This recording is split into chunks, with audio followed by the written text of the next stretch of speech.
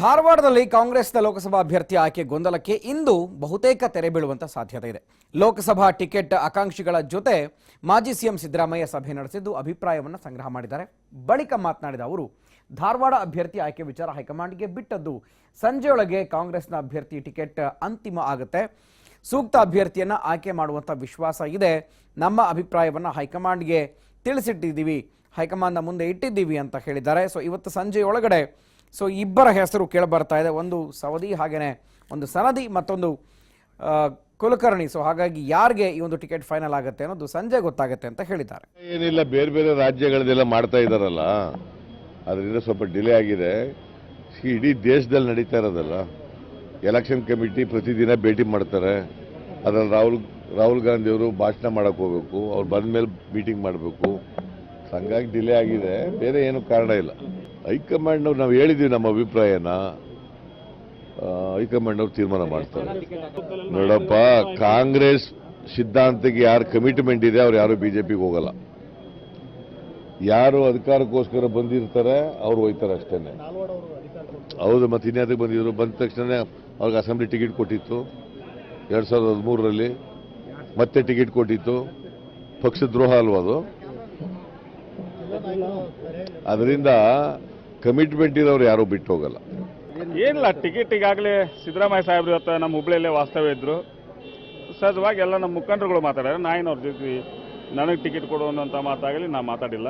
ನಮ್ಮ ಮುಖಂಡರುಗಳು ಎಲ್ಲರೂ ಅವ್ರ ಜೊತೆ ಮಾತಾಡಿದ್ದಾರೆ. ಬಟ್ ಆ ಚರ್ಚೆ ಏನಾಗಿತ್ತು ನನಗೆ ಗೊತ್ತಿಲ್ಲ. ಯಾಕಂದ್ರೆ ಅವರು ಅಲ್ಲೇ ಇದ್ರು, ಇವಾಗ ಹೊರಗೆ ಬಂದಿದ್ದೇನೆ.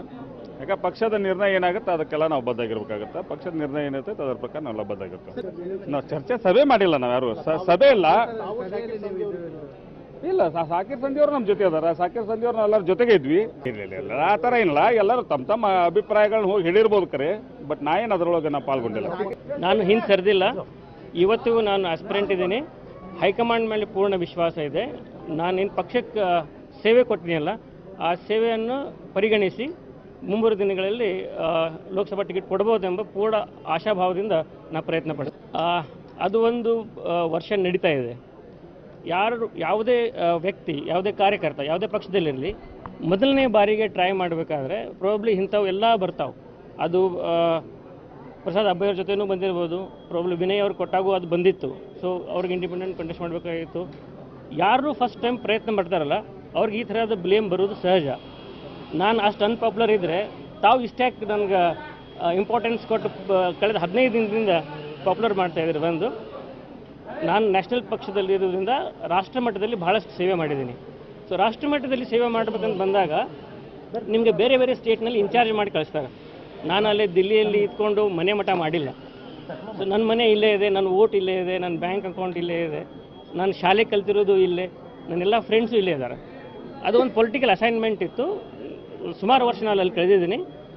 ಇಡೀ ರಾಷ್ಟ್ರ ಮಟ್ಟದಲ್ಲಿ ನನ್ನ ಪಾಪ್ಯುಲಾರಿಟಿ ಗೇನ್ ಮಾಡಲಿಕ್ಕೆ ಪಕ್ಷ ನನಗೆ ಸಹಾಯ ಮಾಡಿದೆ. ಅದರ ನನ್ನ ಪಕ್ಷದಲ್ಲಿ ತುಂಬ ಎಷ್ಟೇ ಬ್ಯುಸಿ ಇದ್ದರೂ, ಏನೇ ಕೆಲಸಗಳಿದ್ರು, ಫಸ್ಟ್ ಹೋಗಿ ಎಲ್ಲರೂ ತಪ್ಪದೆ ಮತ ಚಲಾಯಿಸಿ ಒಳ್ಳೆ ಅಭ್ಯರ್ಥಿನ ಆಯ್ಕೆ ಮಾಡಿ. ನಮ್ಮ ಸರ್ಕಾರ ನಮ್ಮ ಹಕ್ಕು. ಸೊ ಹಾಗಾಗಿ MP ಎಲೆಕ್ಷನ್ಸ್ ಬರ್ತಾ ಇದೆ. ನಾನು ವೋಟ್ ಮಾಡ್ತಾ ಇದ್ದೀನಿ, ನೀವು ಸಹ ವೋಟ್ ಮಾಡಿ ಈ ಒಂದು ಜವಾಬ್ದಾರಿನ ಸರಿಯಾಗಿ ನಿಭಾಯಿಸ್ಕೊಡಿ. TV5 ಅಭಿಯಾನದಲ್ಲಿ ನಾನು ಸಹ ಕೈ ಜೋಡಿಸ್ತಾ ಇದ್ದೀನಿ, ನೀವು ಸಹ ಕೈ ಜೋಡಿಸಿ. ಎಲ್ರಿಗೂ ಒಳ್ಳೆಯದಾಗಲಿ. ಮತ ಚಲಾಯಿಸಿ, ನಮ್ಮ ಮತ ನಮ್ಮ ಹಕ್ಕು. ಇದು TV5 ಕಳಕಳಿ.